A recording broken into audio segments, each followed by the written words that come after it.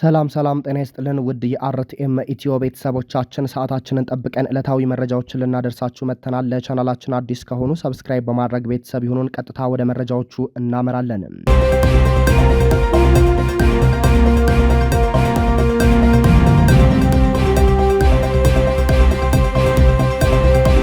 ይህ ዘመን የትውልዱ አድዋ የሚሰራበት ነው ተብሏል። የድል ቀኑን መቃረብ አስመልክቶ ሀሳቡን ያጋራው የአማራ ፋኖ ብሔራዊ ንቅናቄ ቴዎድሮስ እዝ ምክትል የህዝብ ግንኙነት ኃላፊ አርበኛ እስቲበላ አለሙ የአድዋ ድል መሰረት ነጻነት፣ ክብርና እኩልነት ነው ብሏል። ኢትዮጵያውያን በአድዋ የተዋጉት የባዕድ ወራሪን አልገዛም ብለው ነው። በገዛ ህዝቡ ላይ ከህግ ውጪ እስር፣ ጅምላ ግድያና ዘር ተኮር በደል የሚፈጽም አገዛዝ ግን ራሱ የውስጥ ወራሪ ሆኗልም ነው ያለው። ስለዚህ አድዋን አከብራለሁ ማለቱ ድሉን ሳይሆን ድሉን የፈጠረውን የነጻነት መንፈስ እንደ መሳለቅ እንደሚቆጠር ገልጿል። አምባገነን አገዛዞች ህዝባዊ ተቀባይነት ሲያጡ የታሪክ ስኬቶችን እንደ ጋሻ መጠቀም ይወዳሉ። የአድዋ ድል ማክበር የሚፈልጉት ለድሉ ክብር ኖሯቸው ሳይሆን የህዝብን ስሜት ለመግዛትና ትኩረት ለመለዋወጥና እኛም እንደ አባቶቻችን ጀግኖች ነን የሚል የሐሰት ምስል ለመገንባት አንድም ኢትዮጵያዊነትን ለራሱ የፖለቲካ ፍጆታ ለመጠቀም ነው። አንድ አገዛዝ በአንድ በኩል የአድዋን ድል ሲያወድስ፣ በሌላ በኩል ግን ዜጎችን በዘራቸውና በማንነታቸው ሲያገለልና ሲያሳድድ ትልቅ የሞራል ዝቅጠት ውስጥ ይወድቃል። አድዋ የኢትዮጵያውያን የጋራ የድል ምልክት ሆኖ ሳለ አገዛዙ ህዝብን በዘር ከፋፍሎ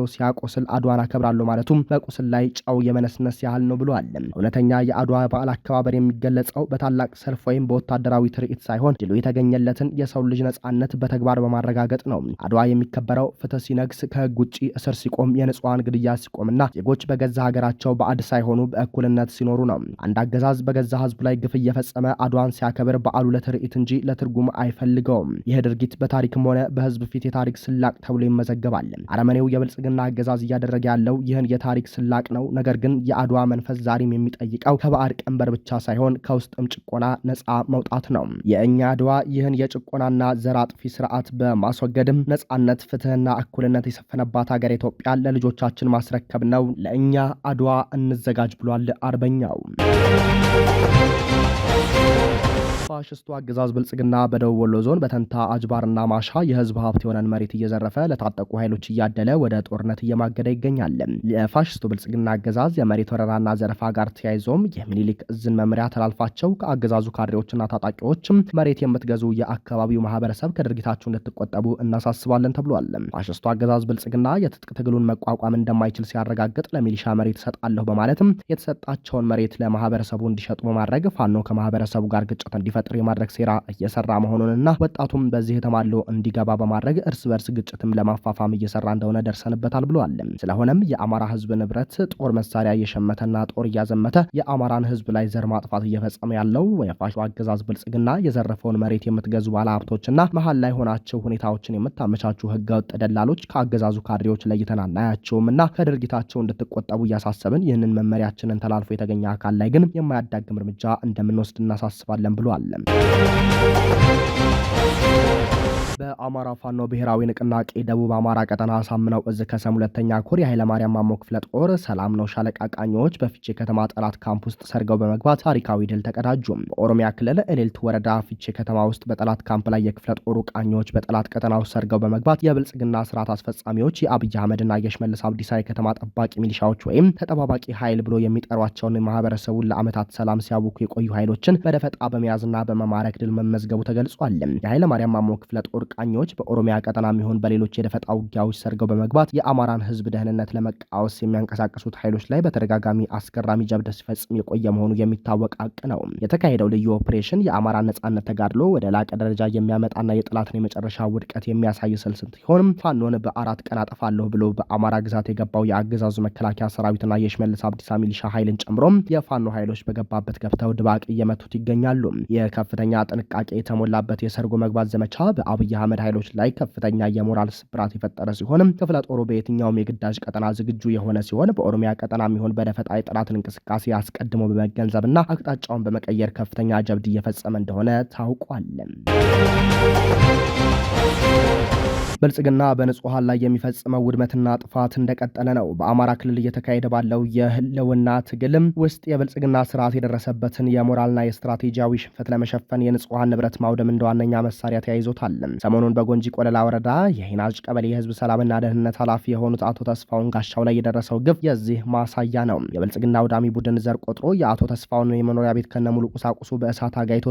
የወደመው ሙሉ የንብረት ግምትም 2 ሚሊዮን ሊደርስ እንደሚችል ይገመታል። ይህ ድርጊት ስርዓቱ በጦር ሜዳ ያጣውን ድል በንጹሃን ዜጎች ላይ በመበቀል ለማካካስ መሞከሩ የመጨረሻው የተስፋ መቁረጥ ደረጃ ላይ መድረሱን ያሳያል ተብሏል።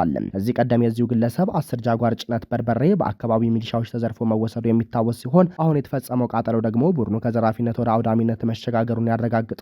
ይህ የብልጽግና ጽዩፍ ተግባር የፋኖን የትግል ዲሲፕሊንና የሞራል ልዕልና ይበልጥ ጎልቶ እንዲታይ አድርጓል ነው ያሉት ጉዳቱን የተመለከቱ ንጹሃን ናቸው። በኢራን ዋና ከተማና በበርካታ ከተሞች ላይ ጥቃት የፈጸመችው እስራኤል የኢራን ጠቅላይ መሪ አያቶላህ አሊ ኻሜኒና የፕሬዝዳንቱን ጽህፈት ቤት ኢላማ ማድረጓ ታወቀ። እስራኤል በዛሬው እርምጃ ሄርማንሻህ፣ ቆም፣ ኢስፋሃን፣ ታብሪዝ፣ ካራጅና በኬናራክ የሚገኝ የአገሪቱ ባህር ኃይል ላይ ጥቃት ፈጽማለች። የእስራኤል መከላከያ ኃይል ኢራናውያን ከወታደራዊ ካምፖች አካባቢ እንዲርቁ ከጥቃቱ በፊት ማስጠንቀቂያ ሰጥቷል። ከቴህራን የተገኘ ሌላ ምስል የቀድሞ የአገሪቱ ፕሬዝዳንት መሐሙድ አህመድ ነጂን መኖሪያ ጥቃት ከደረሰበት መካከል እንደሚገኝ አመልክቷል። የቀድሞ ፕሬዝዳንትም ሆኑ ሌሎች የኢራን ከፍተኛ ባለስልጣናት ላይ የደረሰ ጉዳት ስለመኖሩ የተባለ ነገር የለም። የኢራን ሀገር ውስጥ ሚኒስትር የአገሪቱ ኃይል ሁኔታውን ለመቆጣጠር ዝግጁ መሆኑን እንዲሁም የአገሪቱ ሆስፒታሎች ዝግጁ መሆናቸውን ተናግረዋል። የኢራን አብዮታዊ ዘብ እስራኤልና አሜሪካ በአገሪቱ ላይ የከፈቱት ጥቃት ተከትሎ ከፍተኛ የሆነ የሚሳኤልና የድሮን ጥቃት መጀመሩን አስታውቋል። የእስራኤል ጦር ቀደም ብሎ ኢራን ሚሳኤል ማስወንጨፏን በመግለጽ ለአገሪቱ ዜጎች ማስጠንቀቂያ ሰጥቶ ነበር። የእስራኤል ሰራዊት ይህንን ማስጠንቀቂያዋን ተከትሎ በመላ አገሪቱ በሚገኙ ከተሞች የአደጋ ጊዜ ማስጠንቀቂያ ደውል አሰምቷል። ጦሩ ለዜጎቹ በእጅ ስልክ ባስተላለፈው መልእክት በአቅራቢያቸው ወደሚገኙ የመከላከያ መጠለያዎች በፍጥነት እንዲያመሩ መክሯል። ቤንያሚን ኔታንያሁ በኢራን ላይ ዘመቻ መጀመራቸውን በተናገሩበት ወቅት የአገሪቱ ሕዝብ ከጦሩ የሚሰጥ ማስጠንቀቂያን ተግባራዊ እንዲያደርግ አሳስበዋል። ጥቃቱ እየሰፋ ሄዶ በኳታር ዋና ከተማ ዶሃ ውስጥ ፍንዳታዎችና የአየር ጥቃት ማስጠንቀቂያ ደውሎች ሲሰሙ በርካታ ጥቃቶች መመከቱን መንግስት አስታወቀ። የኳታር መከላከያ ሚኒስትር የአገሪቱን ግዛት ኢላማ ያደረጉ በርካታ ጥቃቶችን በተሳካ ሁኔታ መመከት መቻሉን እንደገለጸ የመንግስት መገናኛ ብዙሃን ዘግበዋል። አንድ የኳታር ባለስልጣን ከኢራን በኩል የተሰነዘረውን ጥቃት የአሜሪካ ስሪት የሆነው ፓትሪዮት ጸረ ሚሳኤል አማካኝነት ለማክሸፍ መቻላቸውን ለፈረንሳይ ዜና ወኪል ኤኤፍፒ ተናግረዋል።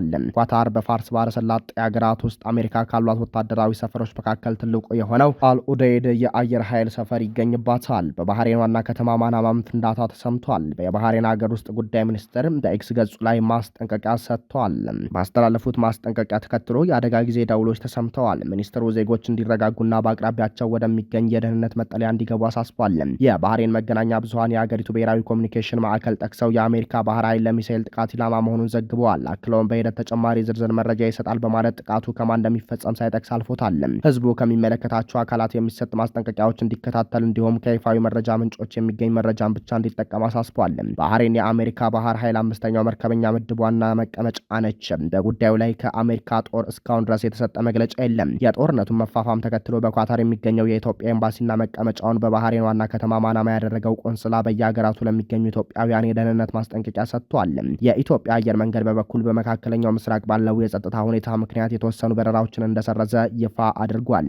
የበረራ ስረዛው የተደረገውና የደህንነት ማስጠንቀቂያው የተሰራጨው እስራኤልና ዩናይትድ ስቴትስ ዛሬ ቅዳሜ የካቲት 21 ቀን 2018 ዓ.ም ረፋድ ጀምሮ በኢራን ላይ ወታደራዊ ጥቃት ከጀመሩ በኋላ ነው። በኢራን ኢላማ ከተደረጉ ሀገራት አንዷ በሆነችው ባህሬን የምትኖር አንዲት ኢትዮጵያዊት ከፍተኛ የፍንዳታ ድምጽ መስማቷን ለኢትዮጵያ ኢንሳይደር ገልጻለች። ጥቃት ስለተፈጸመበት ቦታ የምታውቀው ነገር እንደሌለ የተናገረችው በባህሬን ዋና ከተማ ማናባ በቤት ሰራተኝነት ተቀጥራ በመስራት ላይ የምትገኘው ይህች ኢትዮጵያዊትም በሁኔታው ፍርሃት እንዳደረባት አስረድታለች። በባህሬን መዲና ምስራቃዊ ክፍል የምትኖረው ሁለተኛዋ ኢትዮጵያዊትም ዛሬ ረፋድ ላይ የፍንዳታ ድምጽ መስማቷን አረጋግጣለች። በከተማው በሚገኙ ኢትዮጵያውያን ዘንድ የደህንነት ስጋት እንዳለም ገልጻለች። በማናማ የሚገኘው የኢትዮጵያ ቆንጽላ ጀነራል ጽህፈት ቤትም ዛሬ ከሰዓት በፌስቡክ ገጹ አስቸኳይ የደህንነት መመሪያ በአገሪቱ ላሉ ኢትዮጵያውያንና ትውልደ ኢትዮጵያውያን አሰራጭቷል። ውድ የአርቲኤም ኢትዮ ቤተሰቦቻችን ለሰዓቱ የነበረን የዜና መረጃ ይህንን ይመስላል። ሰብስክራይብ በማድረግ ቤተሰብ እንድትሆኑ እየጋበዝን ቸር ተመኘንም።